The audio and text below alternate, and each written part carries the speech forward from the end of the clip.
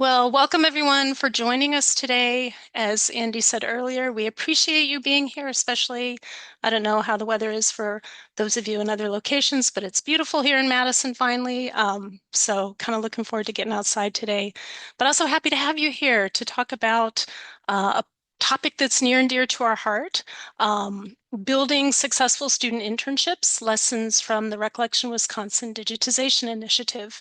Um, So we've been looking forward to this conversation for a while and sharing some of the lessons we've learned over the past 2 years coordinating this statewide program. My name is Vicki Tobias. I'm the program coordinator for the initiative, and we have a couple of other Recollection Wisconsin WILS staff people with us today, Andy Coffin and Kristen Whitson, who also contribute to the Recollection Wisconsin Digitization Initiative in many, many important ways. So before we get started, I just want to go over a couple of logistics. If you can turn off your audio during the panel presentation, we'll have lots of time for questions at the end of the session, or you're also welcome to pop a question into the chat. We'll keep an eye on those and we'll definitely get to those at the end. Cameras on or off, it's kind of up to you, but feel free to introduce yourself on the chat, your name, your organization.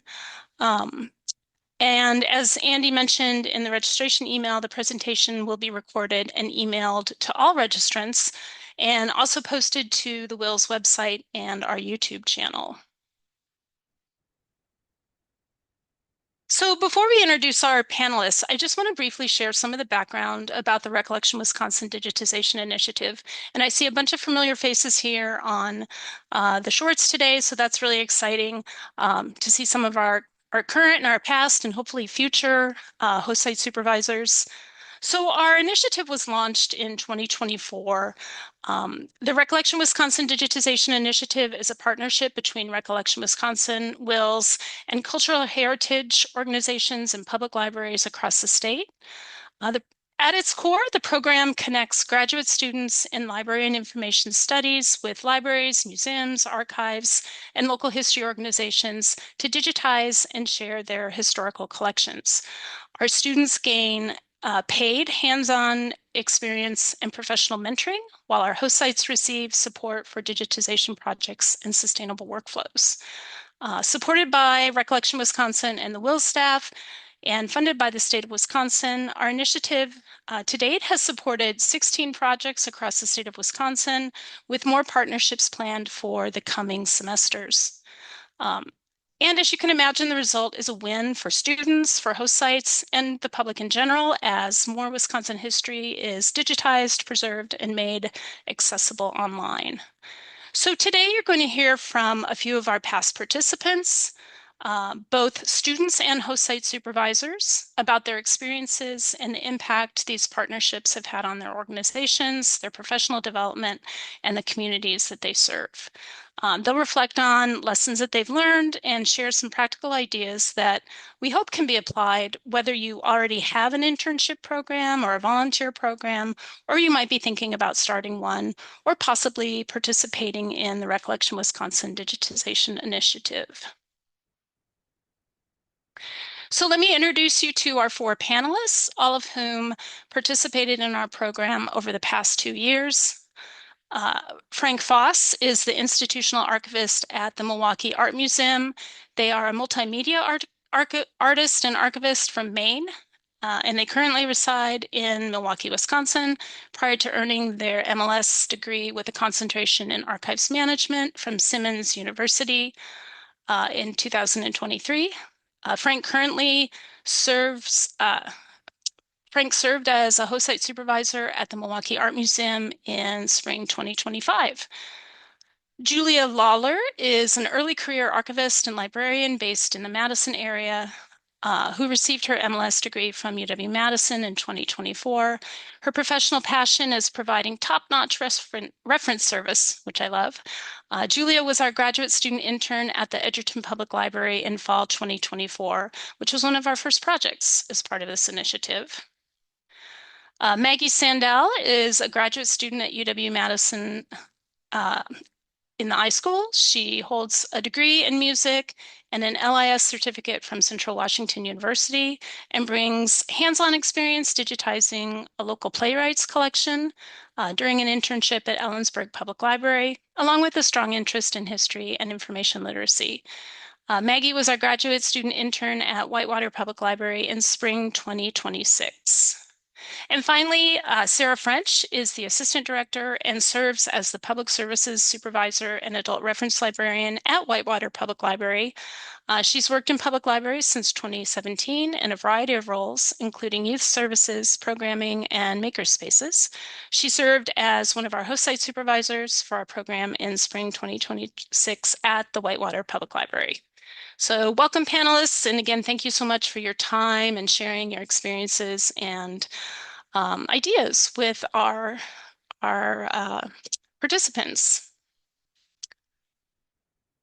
So with that, why don't we get started with some questions? And for our four panelists, any of you can jump in where appropriate, but I want to start with some questions kind of aimed at our host site supervisors. And any of you can jump in. So thinking about your program, what preparation do you think was needed before the interns started? Thinking about equipment, project planning, various workflows, maybe organizing your materials.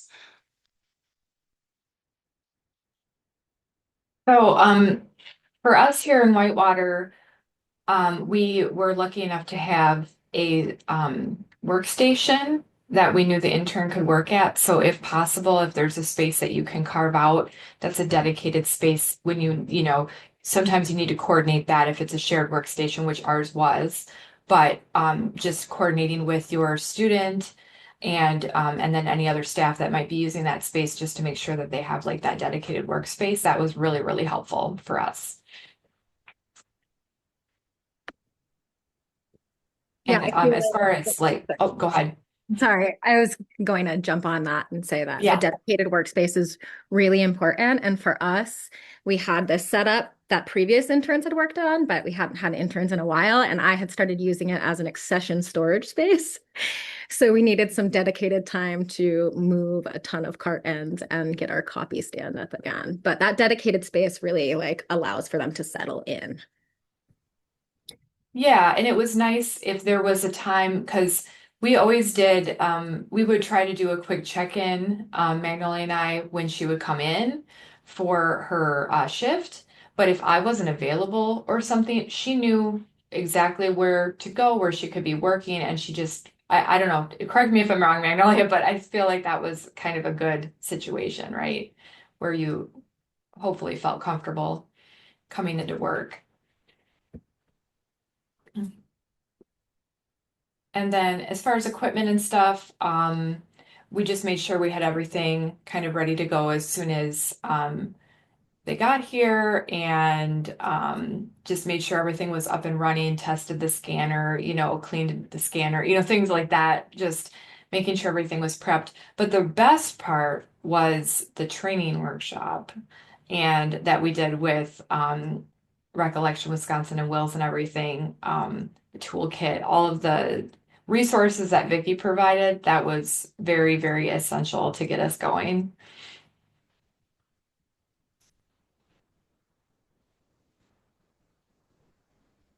Oh, and the planning worksheet. The planning worksheet was the best. Yeah, very detailed. And even though we didn't use every single part of it, it was really great to think about the whole project at that level of detail. It was really, really great.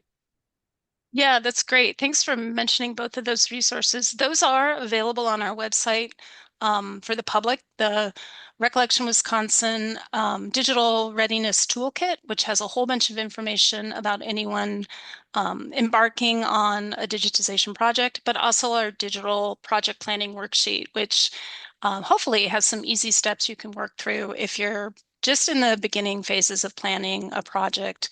And obviously, if you're interested in working with Recollection Wisconsin, you can hop on send us an email, take a look at those resources. We can hop on a call with you.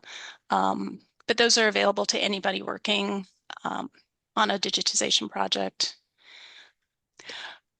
Yeah, that's great. So having a dedicated space, having your equipment sorted out before you get started, having a good project plan in place always, helps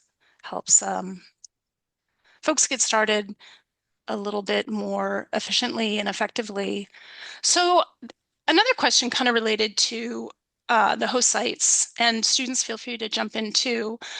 Think back to your experience hosting a student intern. What did the first few days or the first week look like? How did you introduce your intern to the organization, the collections, the project work? How did you make them feel comfortable and really ready to get started working, but also part of your larger organization? In our case, I pulled a bunch of catalogs and books and resources for our intern to read and get familiar with the collection, as well as the project plan. And then from our org perspective, we gave them a year-long membership to the museums and encouraged them, like while they were there, to take that time and explore the museum. That's That is great. really cool. So we did a tour and introductions. We're a public library with a relatively small staff, so we just really wanted her to feel like she was part of the organizational culture and part of the team right off the bat. So we tried to do like introductions, a tour, went down to the basement to kind of get like because we're a public library, we don't have like a really great perfectly organized archive or anything. Like, to be honest, there's a lot down there that's, like, oh, we would love to archive this someday. But it was kind of cool to get an idea of, like, okay, well, this is where we're at, and we're going to focus in on this one. We did a postcard project. But just kind of seeing what else is in our archive and getting to know the local, kind of history down there and everything. I also sent out an email to staff with a little background about Magnolia and a little bit more about the project so that Nice. people didn't feel, hopefully they didn't feel like, they could just understand what this person was doing here and why and everything. And I Yeah. think that helps with staff too, especially because we don't have a lot of interns that come in to do these kind of projects. And it had been a long time since somebody had done anything as far as an intern project. So that was good for our staff. Definitely have to take that tip the next time we have an intern in. We did some like one-on-one introductions, depending on what the intern was interested in the museum and what departments they really wanted to know more about. But getting everyone to know that this person is there is and welcome them is a great. That's great. Yeah, so thinking about your experience supervising an intern, and both of you, I'm sure have supervised other interns for other projects or other programs. One of the most common questions I get from folks interested in participating as host site supervisors is what is the level of staff time or supervision required? So thinking back, what did your program or your project require, and how did that um, sort of jive with what your expectations may have been before you started supervising or started with the program?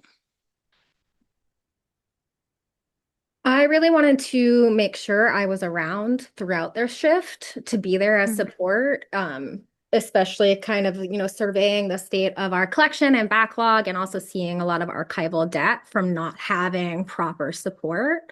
But there was Mhm. definitely more support front end, and then on the back Yeah. end, you get into it. But the way our office is set up too. We had like copy stand was in the rare books cage, which is attached to my office. So Mhm. it was really easy to have communication whenever something came up. Um, so I tried to make sure I was there, and our shifts were about like 3 to 4 hours long. That way Mhm. it felt like you could settle in and get into the project. Because I feel like any less time than that, it's hard. The time flies Yeah. if you're in it too. So Yeah. Yeah, the time really does fly by. You get started with the project and at first you think, oh, we're going to be able to get, so it's like setting realistic expectations is important. Ended up, Magnolia was very efficient. She ended up doing more than we even thought she Mhm. would with the postcards, which was amazing. But as far as supervision, I was very lucky because Magnolia has so much experience with archiving and everything that I feel like I was probably learning more from her. And she was very she was very self-directed. But we did check in. We tried to check in every time she came in about once a week for pretty much the whole day. And we tried to check in the mornings. And then I know we also like reserved a study room for her so that she could do a check-in with Vicky too.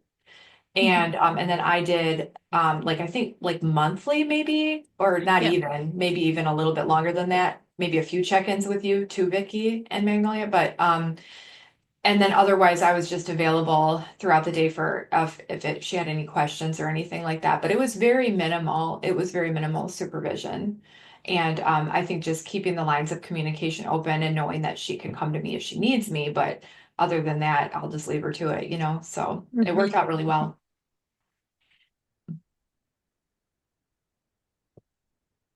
Yeah, that's great. I think one component of our program to share for those that aren't familiar with it, we have a weekly check-in. Each student and I will jump on a Zoom or a Google Meet call and, just chat briefly about the project. How's it going? What are you working on? How can I help you? And then we have a monthly check-in with the host site supervisor, the student, and myself as well. So I think that combined with the on-site support provides a lot of support for the students in the project work. So I have one more question kind of directed at the host site supervisors, and then we'll shift to some student-specific questions. But Sarah and Frank, looking back, what preparation at your host site do you think made the biggest difference in making the internship run smoothly? What was maybe the biggest factor in your project success, or a couple of factors? I think taking the time to have a really and this was where the workshop was helpful to really think about what the best scope of the project is and like really figure out specifically narrow it down because I had a few ideas going into it, maybe we could do this or that, but then really narrowing it down and having that kind of focus like ready to go. This is what we're going to focus on at the very beginning. So you don't waste any time in the beginning going, should we do this or that? Or I just Mhm. that and then gathering those materials because for me it was like, where are these postcards again? So so making sure everything was the focus was clear and having everything just ready to go right off the bat. And That's that's where great. that worksheet and that workshop came in helpful, very helpful. Yeah. Absolutely, 100%. It was narrowing down the scope of the project for us because it was pretty large and Mhm. ambiguous. And that the planning worksheets really helped us narrow it down. And you want it to be digestible and doable Mhm. within this Right. like the frame of the project. Even though archival work is often just like just Mhm. going, it's nice to have, you know, a product or Right. that's a weird way to phrase it, but to have a complete project. Digitize all the things. Right. I think And too, oh, sorry. no, go ahead. Go Oh, ahead, I was Sarah. just gonna say, but also keeping in mind like how it might how you might be able to keep going with it with another intern, like or with another staff member or something after the project. So like setting yourself up to make sure that that work can continue. If like for us, like she did, I think like 112 or something like that postcards. Hmm. We have more than that. So like Sure. that might be like something in the future someone else can do now that there's. Yeah, that's great. And just as a note, I popped into chat. Our internships for this program are either 120 hours or 150 hours, depending on the student program. So it's important to scope a project that fits that time frame. You may want to do more, beyond that, and you can certainly continue with another intern, during another semester or, within, your volunteer organization or whatever. But we want to set up our internships for success within that time frame so that they can start something and finish something within 120 or 150 hours.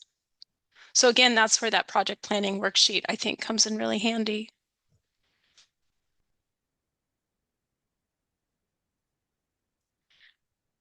All right. So I want to shift our questions to our students who are here today, who participated as student interns. And so this is a really open-ended question, but what do you think makes a good practicum or internship experience? And I know Julia and Maggie have had other experiences besides the Recollection Wisconsin Digitization Initiative.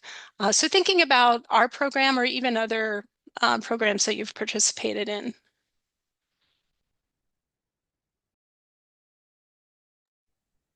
Um, I would say the first thing, which sounds flippant at first, but I think actually is important, is getting paid because a lot of practicum experiences are not paid. And so it really just like opens up more flexibility, I think. Like as a student, like I was able to drive to Edgerton, which is like 45 minutes away from me, which is it's not an awful commute, but it's also not like super close.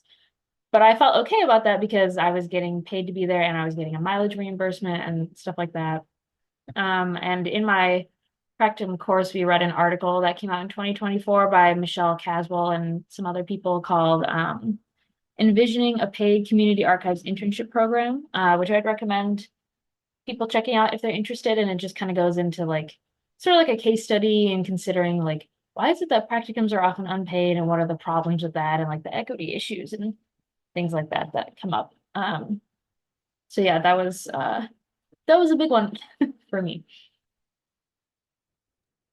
Yeah, I think that's a really important point, and that's a value that's important to us at Recollection Wisconsin and Wills. When we can, we try to provide paid internships, and we definitely advocate for student interns being paid for their work. You're experienced, you're skilled, you're on site, you're doing the work to get folks set up to do these projects in the future, and so I think that definitely merits pay. And it's something to think about. If folks are able to pay their interns, think about maybe developing a program that does that.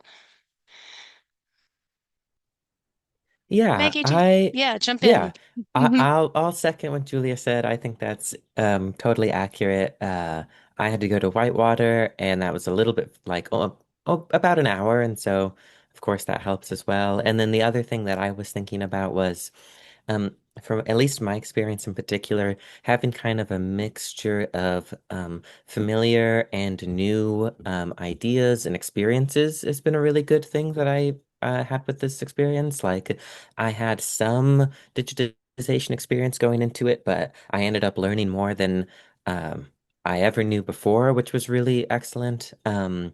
And I had some experience with like local history, doing stuff in my undergrad internship, but in a whole new place with like whole new contexts and histories and everything like that. Really allowed me to put it into kind of a new area in my brain. And so a mixture of old and new, I thought was kind of a theme that I thought about a lot when I was in my internship.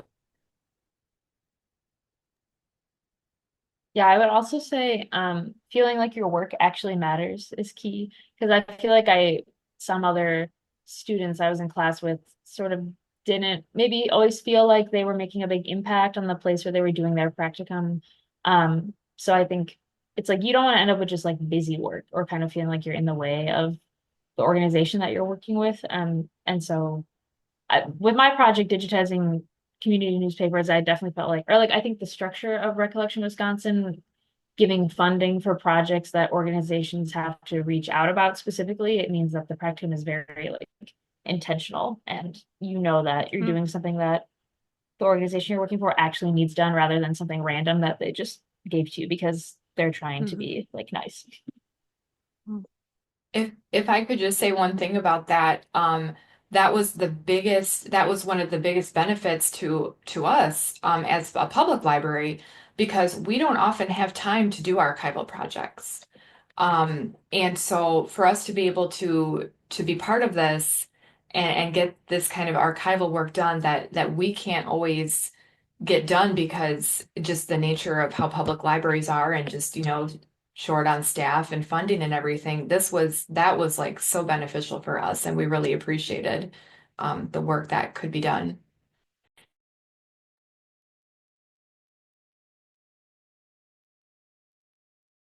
That's great. So, kind of riffing off of what Maggie just mentioned, Julia and Maggie, how did the internship connect you to experiences or ideas or things that you had learned in your coursework or another training program, but maybe had never put into practice or had an opportunity to go a little deeper into that topic?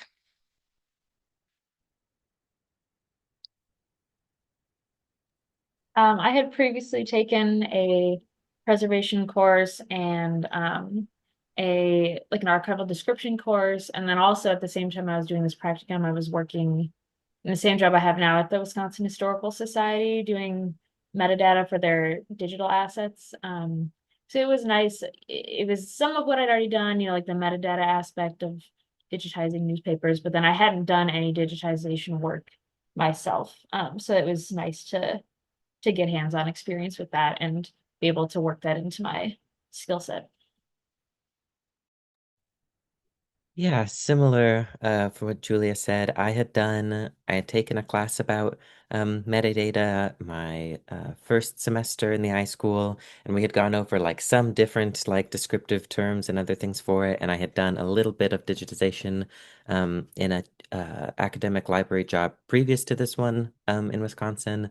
And so it took a couple things that I had learned previously and like implemented them, gave me a good starting point. But I will say like it built off of them a lot more with like real world examples, and I was able to um like find real what would I say, like barriers that didn't come up in class, like roadblocks that I would hit in a realistic situation, and then work my way through that, which is really satisfying. It can be really frustrating in the moment, but when you're over it and you're through it, I feel like that's something that I really took away from the program in general.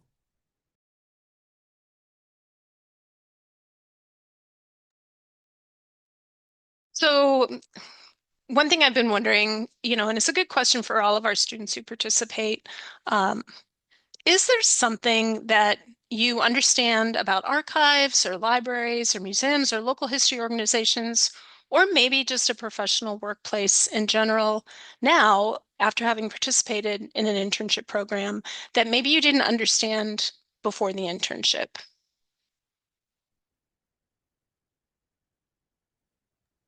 Yeah, I want to speak on this, and then also like it ties into my previous internship, which was also at a public library in Washington State.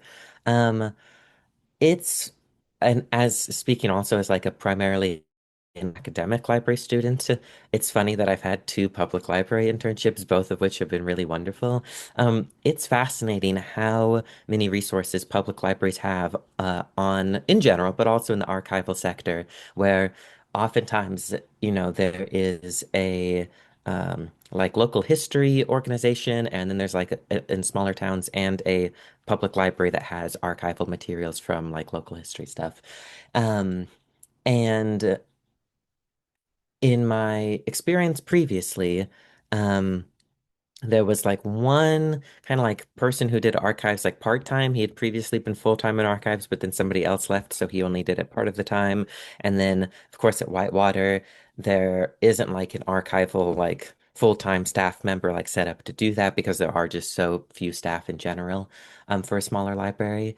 And so learning about the oftentimes backlog that public libraries have and the necessity for funding that they need to get these collections processed. I mean, these are fantastic collections, whether it was the children's playwright that I worked at in Ellensburg or these postcards and other things that I saw in Whitewater's collection. These are, local heritage. This is our history, the collective history of a city, a town, the state, our country, and they deserve to be enjoyed and appreciated for the peoples, our descendants that came from them. And it's really difficult when you don't have and can't afford to get anybody on staff that's able to do that. And so these collections just sort of languish.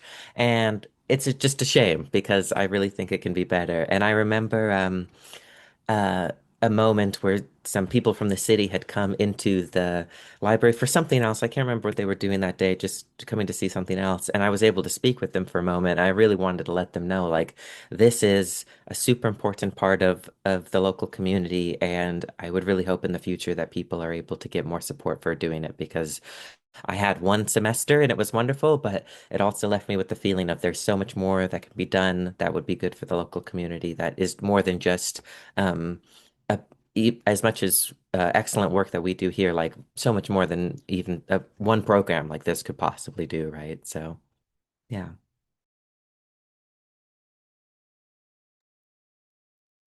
Vicky, could you hit me with that question one more time? Yeah. So I can write down. Yeah. So thinking about your internship, is there something that you understand about archives or libraries or museums, or just a professional workplace in general, now that maybe you didn't understand before the internship, or maybe understand in greater depth? That is a good question. I think,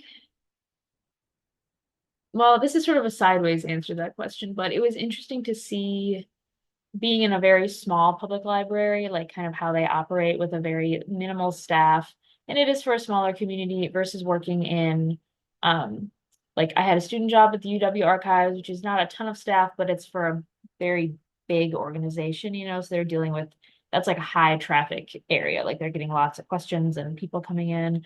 And with the Wisconsin Historical Society too, that obviously employs like a ton of people. So that it was kind of um it's been interesting to see as I've worked at different places, like how they operate and make do with different levels of staff and different levels of funding and like scenarios like that. And so it's just good to know, like for myself, for when I'm looking from toward my career for the future, like figuring out where I want to work and just getting an idea of what the environment is like in different types of organizations.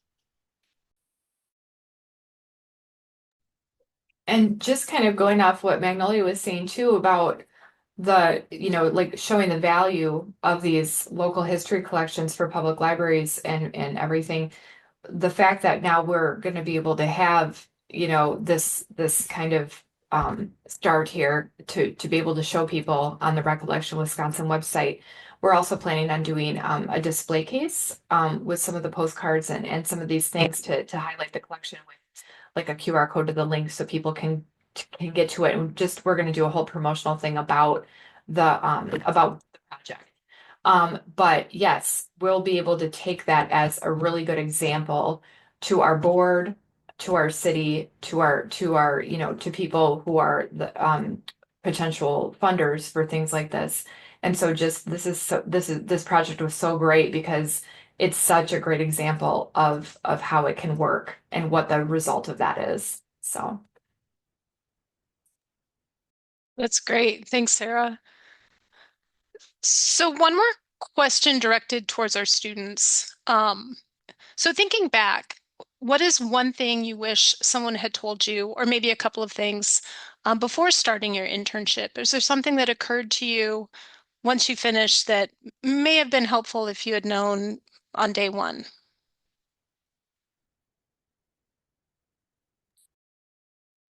It wasn't too much for me. I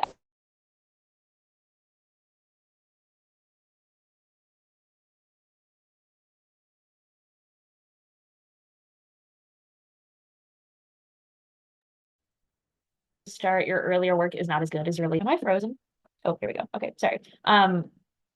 Yeah, so in any job, you kind of look back at your earlier stuff and you're like cringing a little bit at what you did. But it's like at that point, it's kind of, you're not going to go back and redo it to get it to quite as high of a standard. Not that my early stuff was bad, but it's just one of those things that you just get better as you go along and you practice and get familiar with the tools and standards. Yeah, I agree with that. It's difficult because I think establishing a roadmap early is really important and having ideas about like what you're going to get done and how much of it you're going to get done. But of course, I think you also have to be open to like flexibility and how things change and be open to that. To speak on Julia's point, I had almost like the same exact experience. I was able to go back and digitize some earlier photographs and or postcards in a way that I was happier with near the end. But I kind of agree where it's like, you can only know so much information going into it, and I think the most important things you learn are on the ground, and it's maybe not always things that you can be prepared for necessarily ahead of time. Although certainly there are a lot of things like that you can be. So. And for the record, both of your projects turned out beautifully. So well done. Well done. Um, so one more question for our host site supervisors and um, students certainly jump in as well. But based on your experience with the digitization initiative, what advice would you give to an organization that's building an internship program? And have you applied any of the lessons learned with your current staff or your volunteers or maybe a new intern at your organization? So kind of a two-part question. Definitely just documentation, documentation, documentation. And Will's set us up really well for that. Um, and we do currently have a volunteer who's jumped on and has been able to just like transition really smoothly into the project and just like take it and run with it because we had all of that documentation in place. Yeah, I agree.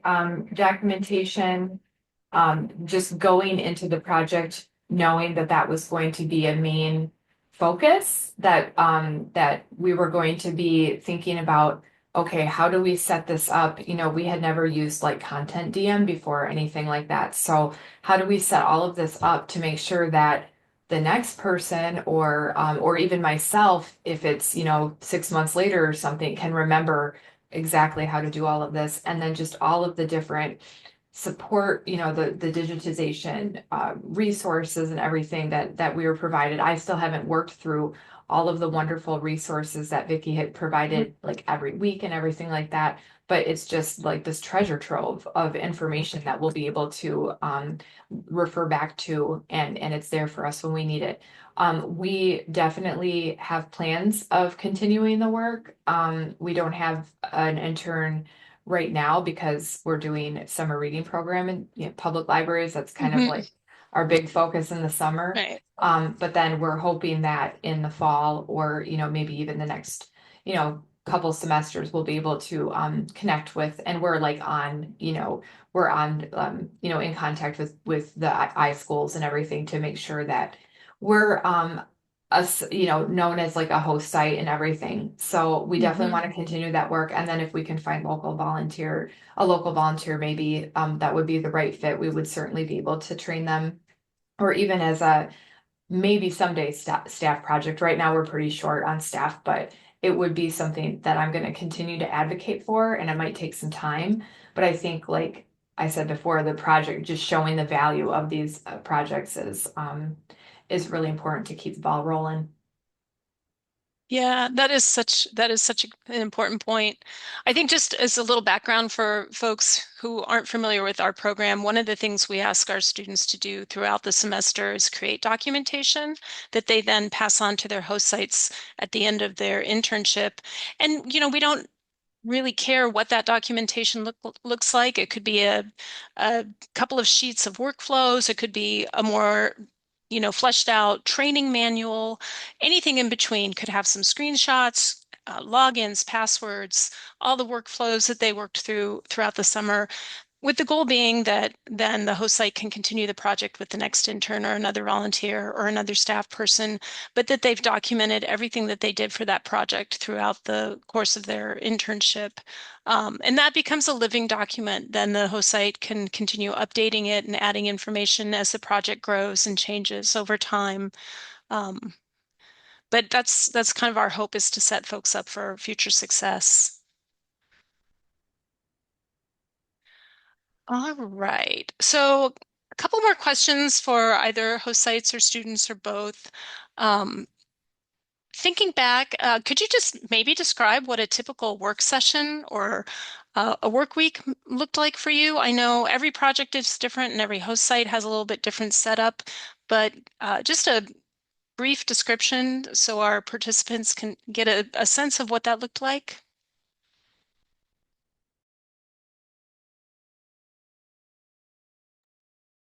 Yeah, so I can start. So because I was driving from Madison to Whitewater, I came down about once a week.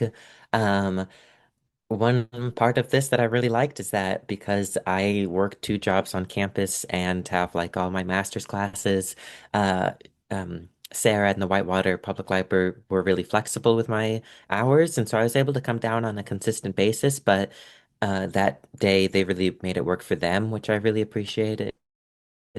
And I would come down for about 5 or 6 hours a day, with some, lunch somewhere in the middle. About right when they opened, I would get there, and then leave, at 3 or 4 in the afternoon. And a regular workday, mostly, especially when we got into it, consisted of getting the station set up, um, and getting the scanner and everything ready to go in the first half and scanning the materials. And just for me, because it was a more, I don't know, I don't want to say simple, but scanning and then metadata, kind of two parts of the collection.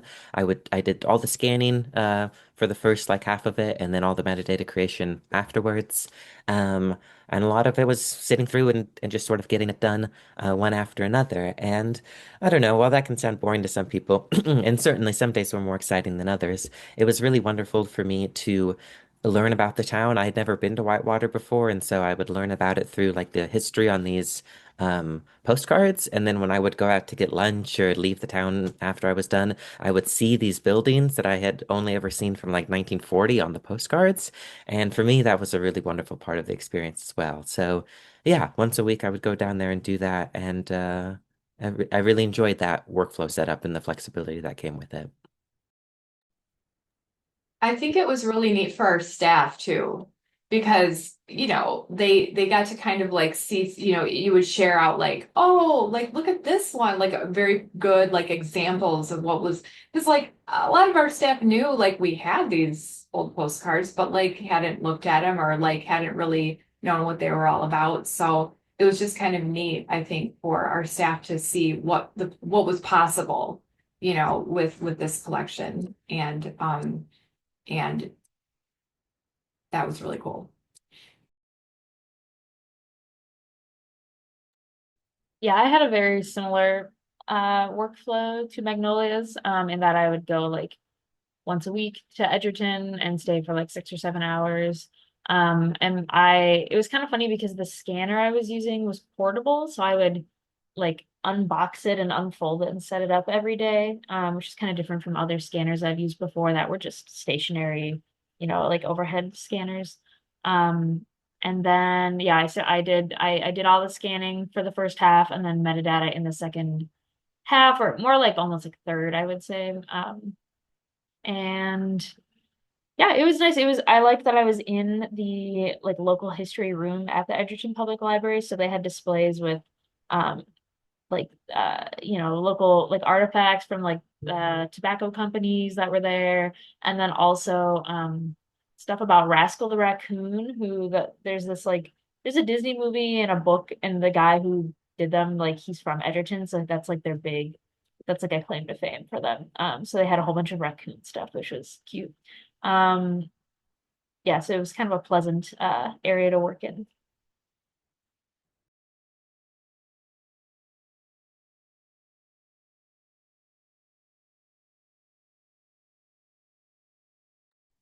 Can I jump in with a question we got in the chat from Katie Kirby, which is a really good question, and we didn't answer this earlier, so good job asking it. Did the students help with the selection of what to digitize, or did the host sites have that ready to go? So for us, we knew that we wanted to focus on the postcards, but Magnolia went through all of them on her own. And we had a lot of like duplicates. And she really, maybe you would speak better to this, Magnolia, if you want to talk about your process of kind of selecting them, because I think that was really interesting and important. Yeah, so there were quite a few like loose postcards and other things, but there's one binder in particular that had them sorted by like location and somewhat by age, which was pretty interesting. And so I knew from fairly early on when I came into contact with that that I was going to digitize more or less solely ones out of that binder and then a few other loose ones that were of particular interest. Um, but yeah, that's something that in library school, it's a lot like weeding, where it's something like um, the onus of selection goes on to the librarian or the student or whoever it is. And there's definitely some weight that comes with that because for every one postcard that I digitized, I had to leave like four or five out, right?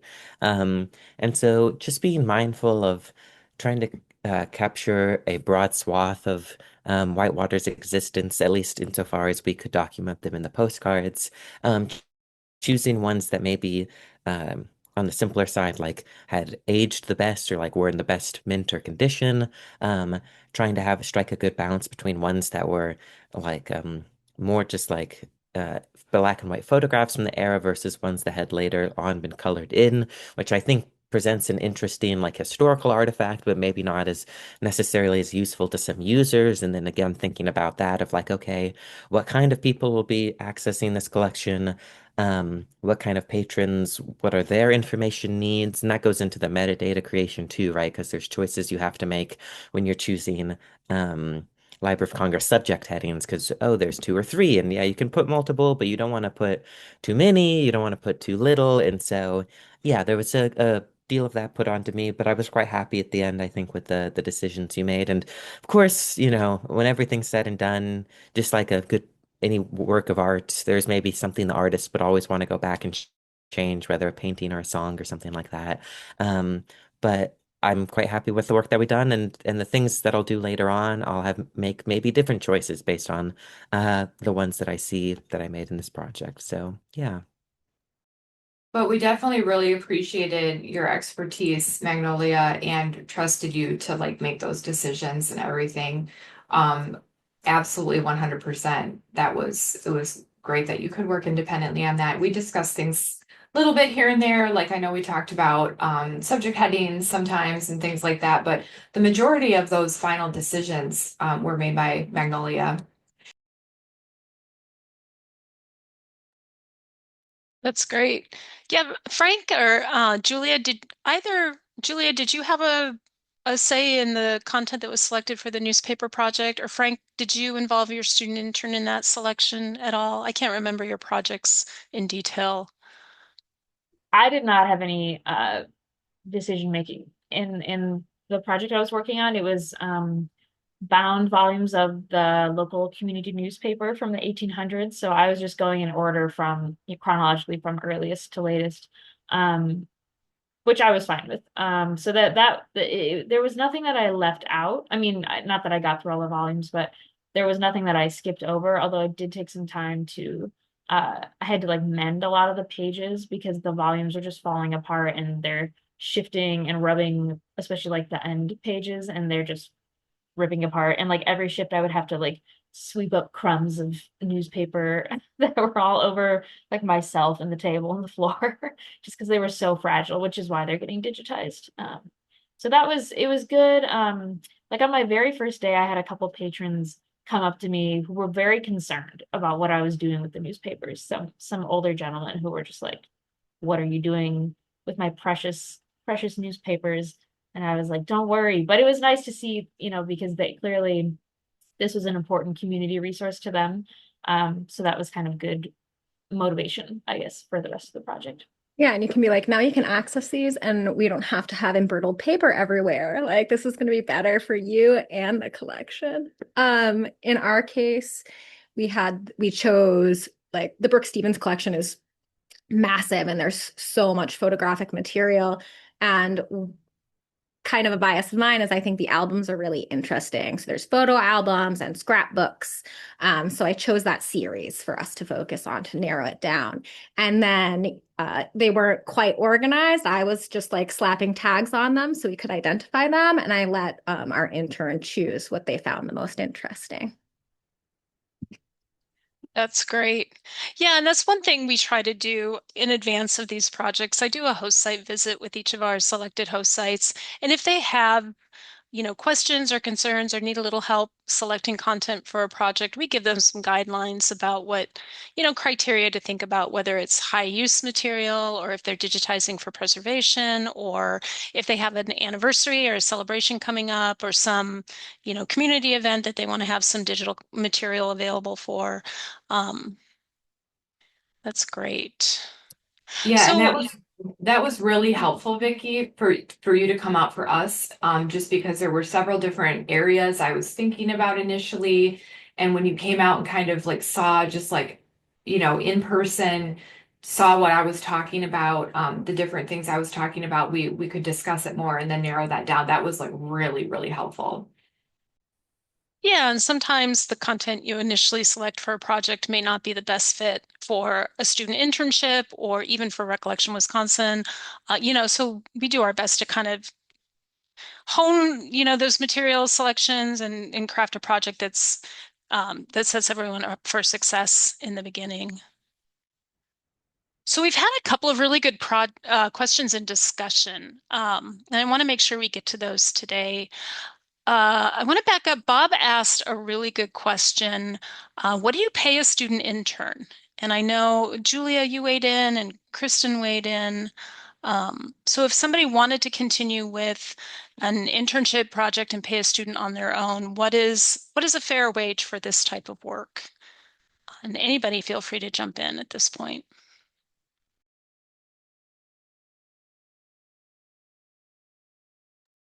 Yeah, like fair, I mentioned this in the chat too. Fair really depends on the cost of living.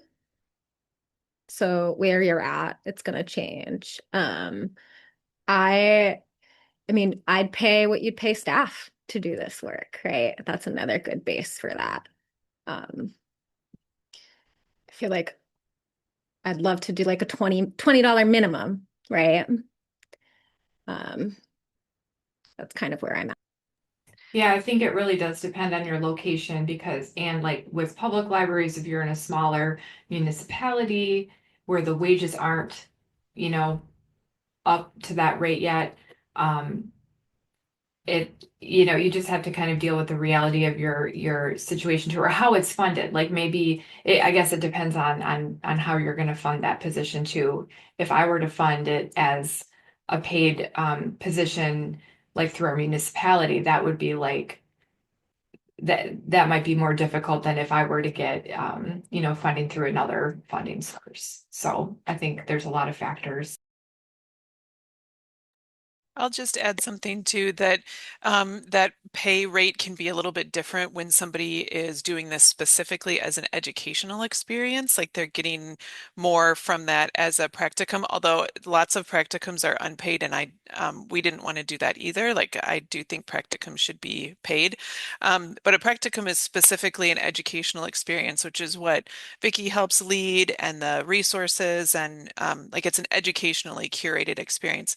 Just an internship or a limited term job, I think could and should be paid even more than that because now it's just it's a job for somebody, not part of a class or a degree program. I don't know if I'm explaining that very well, but that's part of the perspective we take too. Yeah, that makes a lot of sense. Mhm.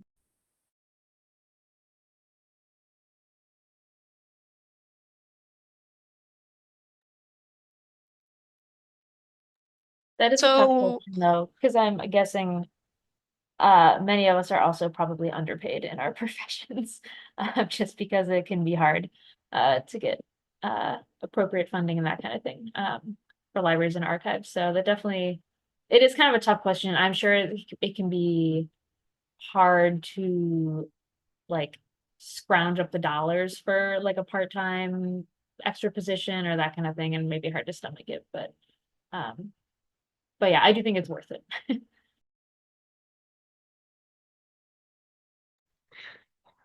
that's true.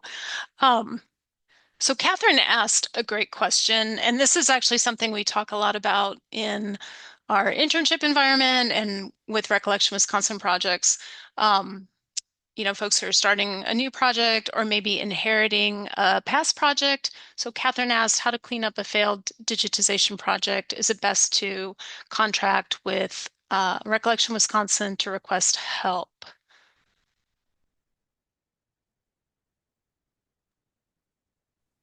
Well, this is a really good question. Lots of organizations struggle with it. The resources that Recollection Wisconsin has, like the Digital Readiness Toolkit and the project planning worksheet and lots of other things, can help with sort of getting a project either back on track or deciding what's worth going back and redoing. Um, we have in the past, but don't always have the capacity for contract work, like consulting work. That's the word I'm looking for. So we could refer you to other consultants who would be able to come in and help with that for a fee. But we'll help you as much as we can with the resources that we do have. And it's also just worth knowing that sometimes done is better than not done, like the Hmm. whole don't let the perfect be the enemy of the good. Often it makes sense to just move forward with some kind of digitization project and then, when time and resources allow, go back and do some corrections as needed. Yep, exactly what Vicky just said. It depends on how you define failed. Many duplicates, no proper names, dates, or information. So what that says to me, Catherine, is that like you could spend some really dedicated time on metadata, um, but that I wouldn't call that failed. It just means it's a half done project. Hmm. So the And metadata, it, the metadata guidelines and resources that are in the toolkit could help with some of that too. Go ahead, Vicky. Thanks. Yeah, so I think it kind of depends on how you're defining failed. It may be that you just need to go back and look at the work that's already been done, do some kind of assessment of the digital collection as it exists, and then as Kristen said, you might want to update the metadata, following a different standard. You could weed out some of your duplicates. If you don't have any good project history, that's kind of hard. So, you definitely want to spend some time assessing what's already been done. One thing I popped in the chat is a blog post we wrote a while ago about inheriting a digital project. I think all of us that have worked in cultural heritage organizations have had a similar experience where, maybe you're the new person on staff and there was a digitization project that was completed years and years ago and they kind of dump it on you. But this blog post gives you some tips about how to approach something like that. And in some cases, it's not failed. It's just nobody's done anything with it for years, and it might actually be very salvageable without a ton of work. On the other side of that, I I have been dealing with really, really bad like digital scans of some artwork that was in our collection, and the scans are really old, made with really old Mm, equipment. They're not high resolution. There's no rhyme or reason to how they're organized. And I spent a lot of time trying to kind of figure it out. And now I'm like, nope, I am completely starting over yeah, because I'm gonna just be wasting all of my time here trying to figure out the rhyme or reason for this project. And then the stuff that I am working with isn't even a good quality anyway. So I think there's yeah, times when just cutting your losses and starting over yeah, is also good. yeah, But it really 100%. depends on the project, yeah. Yeah. That makes sense, especially, if you're going to waste time trying to figure out something, it might just make sense to start over, start fresh.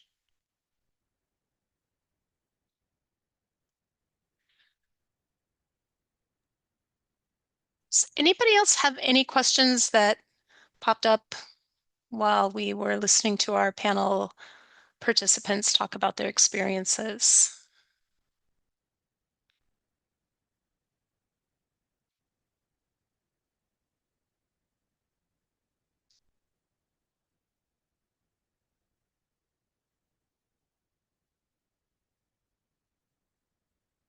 So we're at 2 o'clock.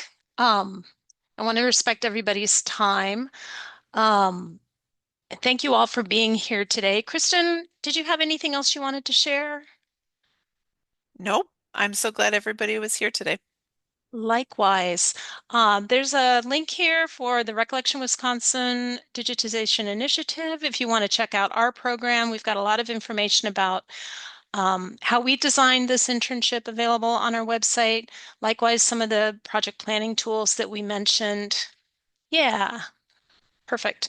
Also, if you have any additional questions, if something occurs to you down the road about internship programs, you're always welcome to email me. My email address is here as well.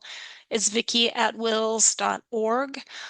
Please do follow up though if you've got questions or if you're interested in participating in our program as a host site. I would love to chat with you about that. Thank you so much. Being a host site has been a great experience, so I'd highly recommend it. Second on Thanks, that. Sarah. Thank you. Well, it's been a real treat to work with so many different public libraries and local history organizations around the state. So thank you all. Thank you, Frank and Julia and Maggie and Sarah for being here today. We really appreciate your time and your sharing your expertise. So I hope everyone has a good weekend. Hooray, get out and enjoy the weather if it's good where you're at. Thank you. Have a Bye. great weekend. Thank you so Yeah. much, guys. Thank you. Nice talking to you. Goodbye.